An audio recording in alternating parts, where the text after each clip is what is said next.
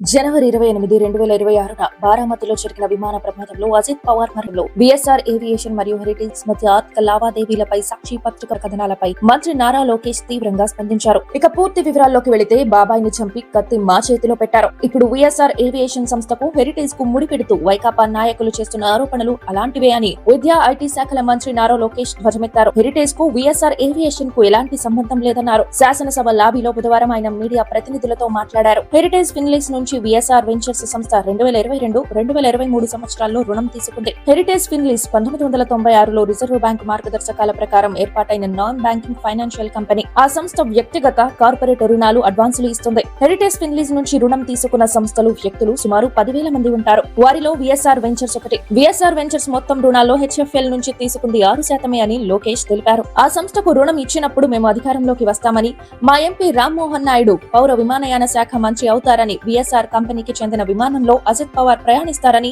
అది ప్రమాదానికి గురవుతుందని కలగన్నామా? మేమేమన్నా జ్యోతిష్యులమని లోకేష్ ప్రశ్నించారు. జగన్, ఆయన పత్రిక సాక్షి చేసే ప్రతి నిరాధార ఆరోపణకు తాను సమాధానం చెప్పాల్సిన పని లేదని, స్పష్టత ఇవ్వాల్సిన అవసరం ఉన్న ప్రతి ప్రశ్నకు ధీటైన సమాధానం చెబుతామని తెలిపారు. చిల్లర దొంగలను పట్టుకుని గజ దొంగల్ని వదిలేస్తున్నారంటూ ప్రభుత్వంపై శాసన మండలిలో విపక్ష నేత బొత్స సత్యనారాయణ చేసిన వ్యాఖ్యల గురించి విలేకరులు ప్రస్తావించగా, అంటే జగన్ గజ దొంగని, ఆయనను పట్టుకోవాలని బొత్స చెబుతున్నారా అని లోకేష్ బదులిచ్చారు. వైకాపా ప్రభుత్వ హయాంలో తమ పార్టీ నాయకులపై fiber net, skill development, inner ring road, మద్యం, ఇసుక, అసైన్డ్ భూములకు సంబంధించి దొంగ కేసులు పెట్టారని లోకేష్ ధ్వజమెత్తారు. ఛార్జిషీట్ దాఖలు చేసేటప్పుడు కాంపిటెంట్ అథారిటీ నుంచి అనుమతి పొందాలి. మంత్రులైతే గవర్నర్, ఎమ్మెల్యేలైతే స్పీకర్ నుంచి అనుమతి తీసుకోవాలి. కానీ ఆధారమైన చూపారా?